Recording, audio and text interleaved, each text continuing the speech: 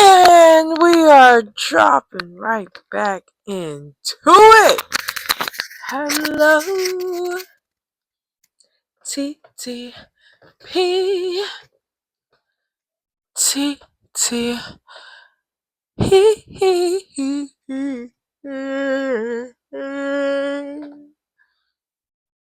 Welcome back, TTP. Another day, another dollar. Dollar make me what? Wanna holla. So we made it through another week of life. Ooh, we shaking the tables. Shaking the tables. We made it through another week of life. Chill, y'all not believe what time it is, but I told myself I have to get back to being consistent with my content. I was on a good little streak for the last couple months of last year, so we gotta start the new year strong with 2 episodes within. This is the first episode of the year! I was about to say 2 episodes in 1 month, technically, but no, I haven't done an episode yet this year. So happy New Year's, everybody! Wishing y'all the bestest. Forget the restest. The restest is the negativity, the past, any type of nonsense that can't come into your new life in 2026. Hello. Excuse me. Forgive me, y'all.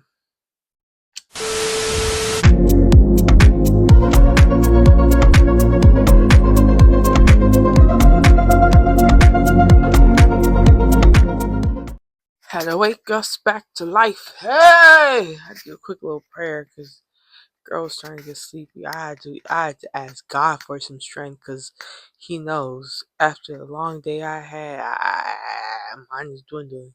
And it's also my fault because it's like 11 o'clock. I could have done this hours ago, to be fair, but I just decided to make today a content day because I did my makeup today, and I do not see myself doing that again for at least a week. Just because I like to let my skin breathe, and I just don't be having the energy to do my own makeup. Someone else's, sure, I love it. I love transforming. Not even transforming, but I love bringing out the features of people. And I love bringing out different versions hidden inside oneself.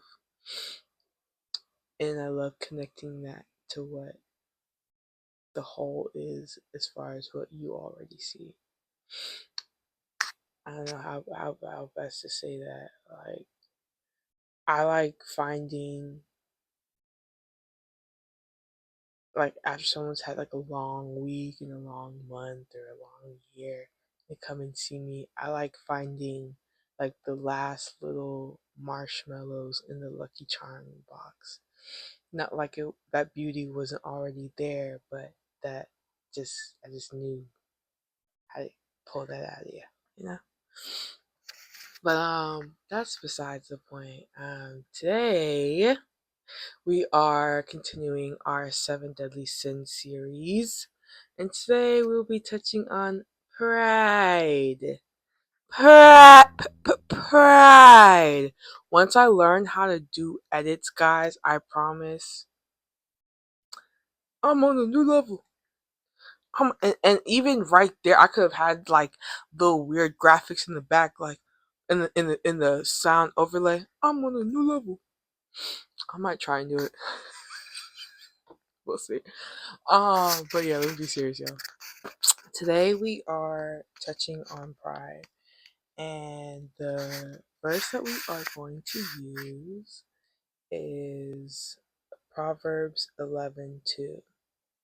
When pride comes, then comes disgrace, but with humility comes wisdom. Pride is such a funny thing because people will tell you it's good to take pride in yourself and to have pride in how you carry yourself and the person that you are. But it's a very teetering line between having pride in oneself and being prideful. And I think, at least in the most basic of ways, you could explain it as intention, maybe. Like, you having pride in yourself, your intention isn't to be boastful or to be self-centered or selfish. Your intent is to find gratitude and appreciation in what God has done for you and what you have achieved in your own life. But when it comes to being prideful, it's now not leading from a positive, wholesome space, but it's leaning from a place of negativity, and oftentimes that negativity comes from a place of insecurity. So the things that we are prideful of oftentimes can tend to be a used as a tool of masking, and not in like the neurodivergent way, but in the facade way, and in the manner of carrying a personality or a version of oneself that isn't necessarily not who you are, but specifically tailored to keep people from seeing what's truly beneath. And when I say insecurity, I don't just mean like surface based things as far as looks, which can play a huge part, but I'm talking about insecurity within one's character. It's one thing to know that there are certain things you can tweak within your appearance to make yourself feel like how you want to feel. And it's another thing to know, like internally, character wise, moral, and principally, you have some things you need to grow out of. And I think the hardest part about that is the shame that often comes hand in hand with pride is what keeps people from facing the insecurity or the issue that is so deeply rooted for that pride. You know what I'm saying? Like, it's very easy to say that, um, like me, for instance, I'm gonna get y'all my business once again. Um, so for myself, I had a horrible, horrible, horrible track record when it comes to dating. Like a lot of things that I literally just let slide and move past was like, and I would cover it as I don't, all that, right? Like macho boss, like I don't need you, never needed that, all that. But if I'm being real, I'm not gonna act like I don't want to be booed up. I do. I just know I can't trust you damn fools. You feel what I'm saying? But not only that, it's not just like an external thing. It's very much internal. Like a lot of, like I said, my track record is horrible, and because of that I've been through some horrible situations. So my insecurity with that is trusting myself, one, trusting that I am actually good at reading people and getting a good read of people's characters, because after certain situations, that even situations that you don't have control of, you really start to think like, am I that dumb? Am I that oblivious to you know what I'm saying? But it's not even that. But a lot, I know, at least for myself, I know I have let a lot of things slide actively because I was able to put on the facade that I did not care, when in reality it was easier to suppress and ignore the patterns that I knew I was repeating from things that I had probably seen mis or had misrepresented when I was growing up and understanding the world. So certain things I allowed to happen to myself was because it's shoes I've seen walk prior to. So for me, I just gave up on dating. That's with the good Lord. I'm done. I'm done. Women, men, I'm done. You know what I'm saying? I don't care what you are, who you is, I'm done. You dig? But anyways, clearly triggered. But you know what I'm saying?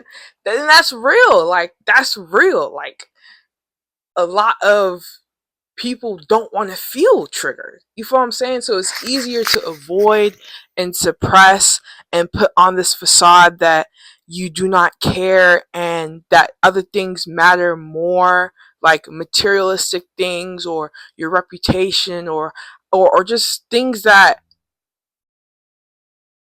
could matter in a positive way end up taking control of your life and your perception of what life is supposed to be, all because it's not driven by the right intent, right? Because all these things, looking good, being a hard worker, doing well for yourself, are great things with the right intent. When it's not for selfish desires of feeding your own ego. When things aren't ego driven, but coming from a well balanced place within oneself, the outcome, the results are very much different. And that is why the intent matters. Yeah, you could do things selfishly and it works for you for a little while,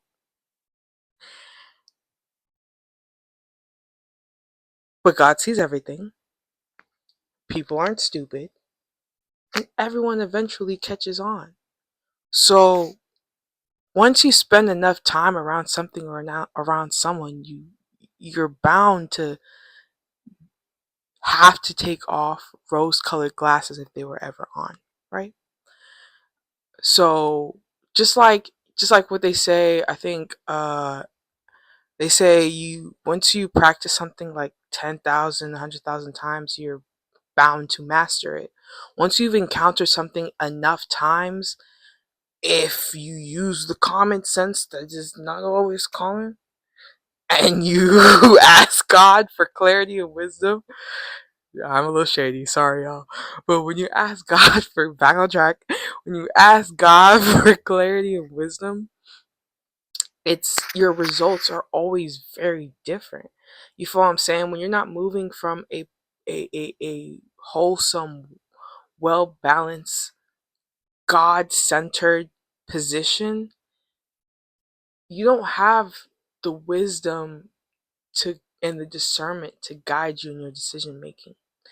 Because you can be as smart as you can be, but if you're not a wise person, you can make as many good decisions as necessary to get to where you want to be, and one bad decision from lack of wisdom can totally wipe out everything you've worked so hard for.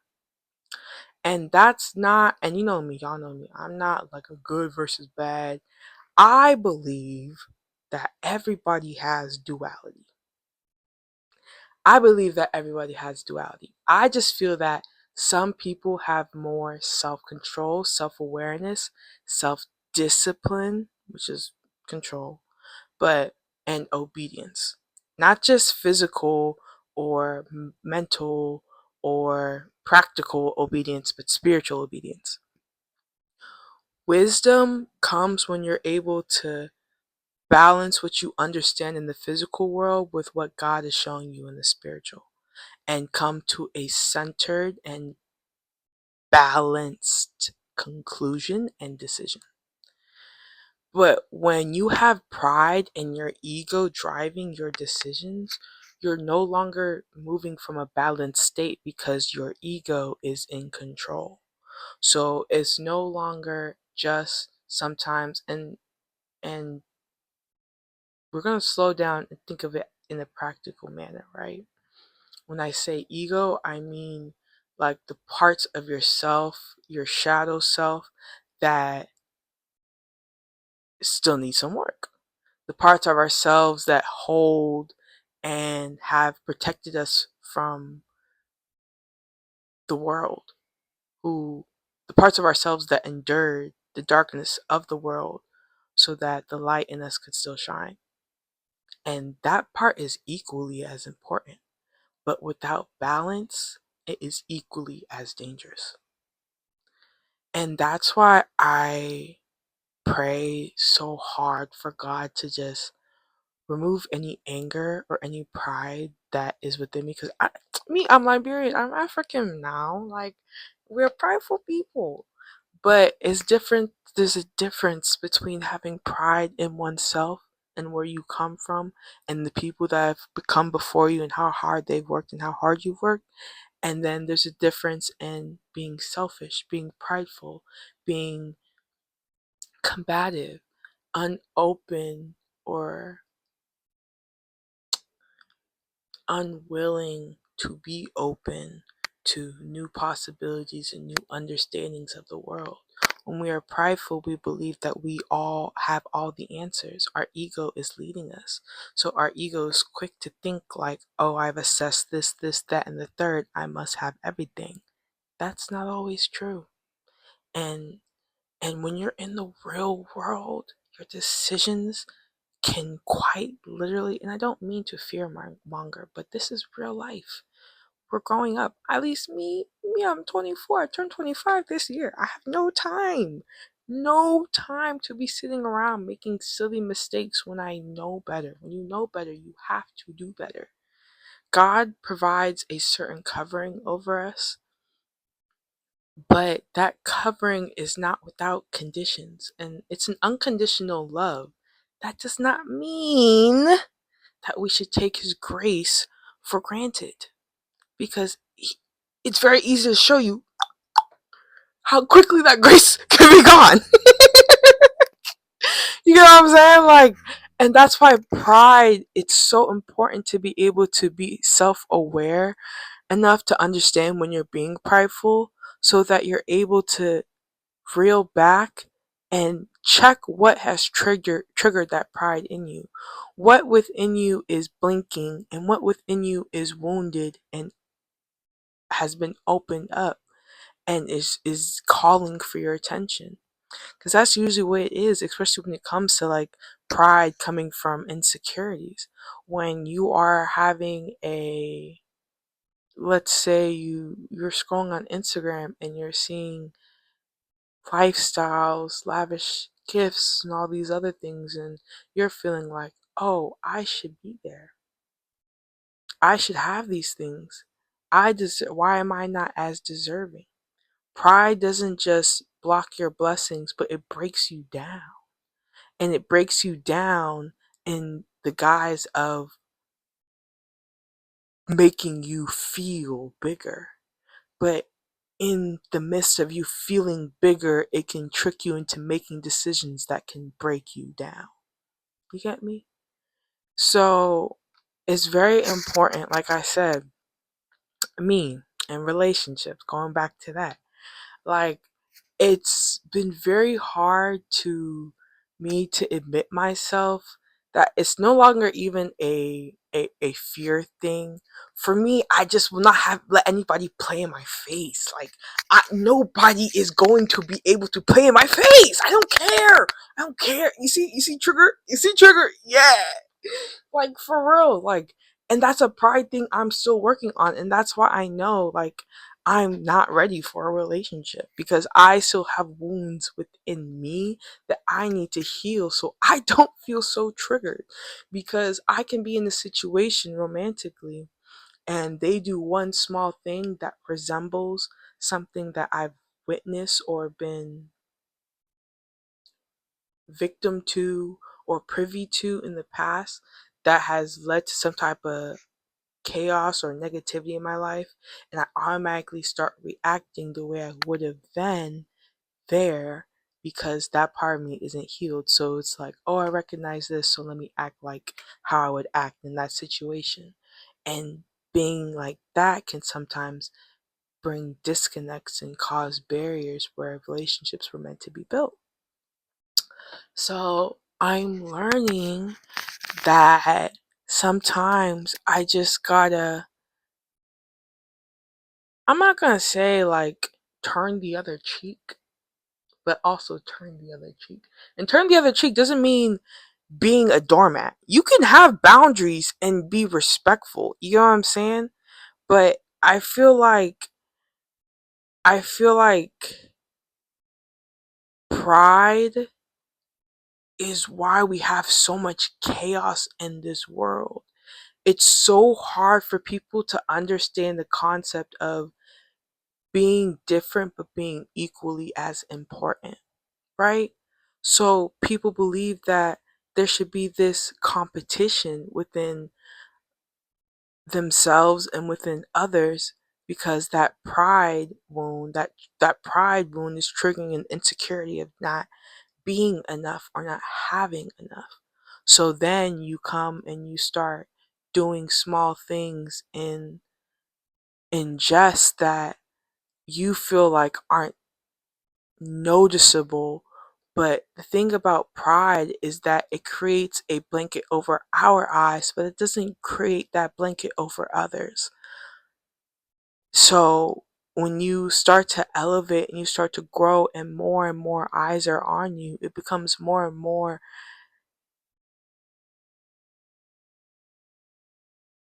imperative that you are focused on how you represent yourself and who you show yourself to be. Because when you allow your pride to create a facade of who you are not, that blocks people that God is trying to bring into your life from seeing who you truly are. And a lot of times we can miss our blessings because we're presenting a version of ourselves that we've outgrown for the sake of pride, for the sake of holding on to what you believe is better than what God believes is best for you. So, as we go into this week, I want you to think about what makes you proud and think about the parts of yourself that are prideful and think about what emotions, what memories are triggered by that feeling of pride. You get what I'm saying? By those situations that you've been in where you know you've been prideful. What triggered you in that moment to react like that?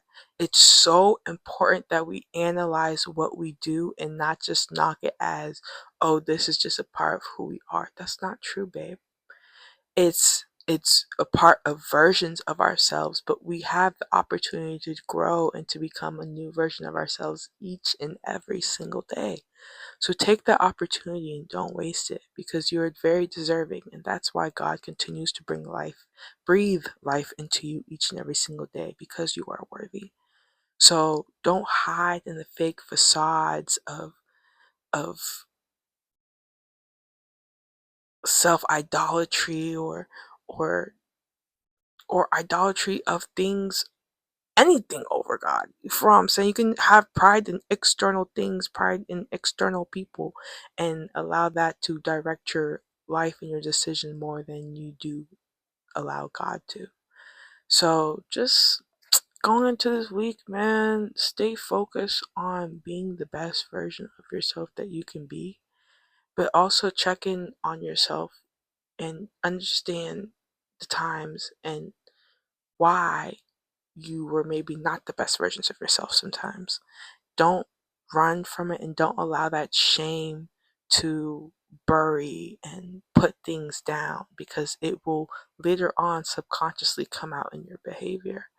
And you can end up really blocking things that God is trying to bring into your life and really just lengthen the nasty process the devil tries to get you caught up in to force you to lose hope.